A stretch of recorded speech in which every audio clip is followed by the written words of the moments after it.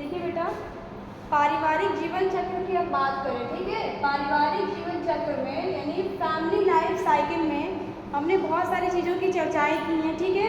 जिसमें से पहली अवस्था थी, इसकी जो उपावस्थाएं होती, स्टेजेस होते, कितने होते हैं तो मैंने आप लोग को बताया था, इससे पिछली क्लास में मैंने बताया था 3 होते हैं, ठीक है। 3 होते हैं, प्रथमा, द्वितीय और तृतीय। प्रथम में कौन सा परिवार आ रहा था? प्रारंभिक परिवार आ रहा था। द्वितीय में कौन सा आ रहा था? विस्तृत परिवार आ रहा था। और तृतीय की बात करें तो तृतीय में कौन सा परिवार आ रहा है? संकुचित परिवार आ रहा है, ठीक है। जिसकी बात आज हम यहाँ पे करेंगे, ठीक है। इसकी कितनी अवस्थाएं होती हैं? 3 होती हैं। कितनी होती हैं? 3 अवस्थाएं होती हैं। पारिवारिक जीवन चक्र को ही क्या कहा जाता है? अंतिम अवस्था कहा जाता है। क्या कहा जाता है? अंतिम अवस्था। पारिवारिक जीवन चक्र जो है उसको अंतिम अवस्था कहा जाता है। इसकी 3 उप अवस्थाएं कौन सी होती हैं? तो सबसे पहले अगर हम बात करें तो कौन सी है? प्रारंभिक उप अवस्था, ठीक है। इसमें क्या होता है? बच्चों के व्यवसायिक समायोजन की अवस्था होती है, ठीक है। बच्चों की कैसी होती है? व्यवसायिक समायोजन की अवस्था। मतलब बच्चे क्या करते हैं? उच्च विद्यालय से मतलब पढ़ाई लिखाई कंप्लीट हो चुकी होती है, उसके बाद वो क्या करते हैं? नौकरी की तलाश, व्यवसाय के लिए, ठीक है, नौकरी की तलाश करते हैं। किस अवस्था में? प्रारंभिक अवस्था में बच्चे किसकी तलाश करते हैं? कॉलेज से यानी पढ़ाई कंप्लीट करके वो नौकरी की तलाश करते हैं, ठीक है। ये अवस्था होती है उच्च शिक्षा के तुरंत बाद की अवस्था। फिर अगर हम बात करें आर्थिक पुनर्व्यवस्था काल की, ये कौन सा काल है? जब बच्चे अपने काम धंधे में क्या हो जाते हैं? लग जाते हैं। जब उनकी नौकरी लग जाती है, वो अपना कमाने धमाने लगते हैं, उनकी चीज़ें प्रॉपर तरीके से चलने लगती हैं। जो भी इन अवस्थाओं के अंतर्गत उनका जो भी व्यय था, कर्जा था, वो सब क्या कर चुके होते हैं? वो चुका चुके होते हैं, ठीक है। इससे वो बिल्कुल फ्री हो चुके होते हैं और क्या करते हैं? सेवानिवृत्ति काल के लिए यानी रिटायर होने की, जैसे मान लीजिए वो कोई बिजनेस कर रहे हैं या फिर क्या कहते हैं किसी सर्विस में है, तो अभी तो उनका काम चल रहा है, ठीक है। किसमें? पुनर्व्यवस्था काल में तो उनका काम बहुत अच्छे से चल रहा है। लेकिन क्या नौकरी से निकल जाने के बाद, रिटायर्ड हो जाने के बाद क्या वो उतने पैसे उनको मिलेंगे? नहीं मिलेंगे ना। और उसके लिए वो क्या करते हैं? इस समय उनकी सारी चीज़ें कंप्लीट हो चुकी होती है, वो अपने काम अच्छे से कर रहे होते हैं और अपने फ्यूचर के लिए बचत भी करने लगते हैं, ठीक है। अब अगर हम बात करते हैं सेवानिवृत्ति काल यानी रिटायरमेंट पीरियड की बात करें तो इसमें क्या होता है? बच्चे जो हैं इसमें व्यक्ति क्या करता है? कोई कार्य नहीं करता है, ठीक है।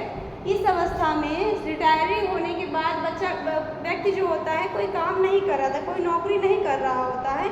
इस अवस्था को 2 भागों में बांटा गया है, प्रथम अवस्था और अंतिम अवस्था, ठीक है। प्रारंभिक अवस्था, अंतिम अवस्था। लेकिन इनका डिस्कशन हम एक ही समय में करेंगे, इनको अलग अलग नहीं कर सकते, ठीक। इसमें क्या होता है? प्रथम अवस्था इसमें जो होता है कि जब इंसान रिटायर हो जाता है उसके पास कोई काम नहीं, उसके शरीर में एनर्जी नहीं रहती कि कोई हार्ड वर्क वो कर पाए, ठीक है। बच्चों की पढ़ाई लिखाई के पैसे उसको देने नहीं होते हैं। बुढ़ापा आ जाता है तो उतने शौक भी नहीं उनके होते हैं, उनके उतने खर्चे भी नहीं होते हैं। सारी चीज़ें क्या हो जाती हैं? सीमित हो जाती हैं, कम हो जाती हैं, ठीक है। उसके बाद अगर तीसरी अवस्था की बात करें तो उनके पास क्या बचता है? उनके पास वही है कि बीमारियां अधिक हो जाती हैं। बुढ़ापा आता है तो बहुत सारी बीमारियां आ जाती हैं। दवाइयों के में जो पैसे होते हैं, ज़्यादातर पैसे कब लगते हैं? उनके दवाइयों में, चिकित्सकीय जांचों में क्या होते हैं? उनके पैसे खर्च होते हैं, बाकी उनके ज़्यादा खर्चे नहीं होते। इसी अवस्था के अंतर्गत कुछ चीज़ें कही गई हैं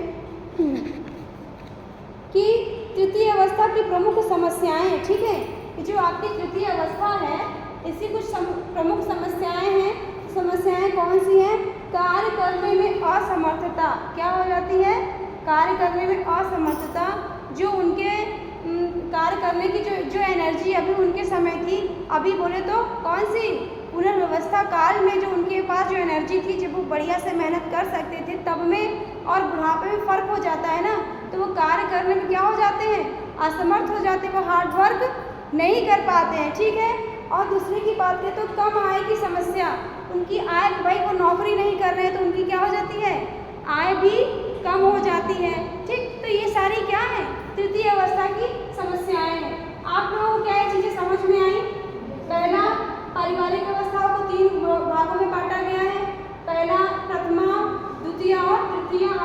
बारे में पढ़ा, तृतीया के बारे में।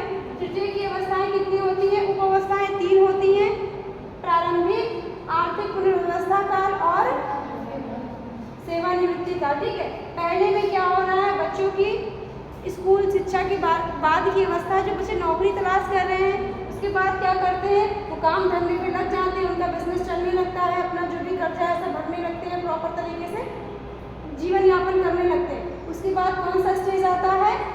सेवानिवृत्ति का, रिटायरमेंट का पीरियड आता है। इसमें क्या होता है?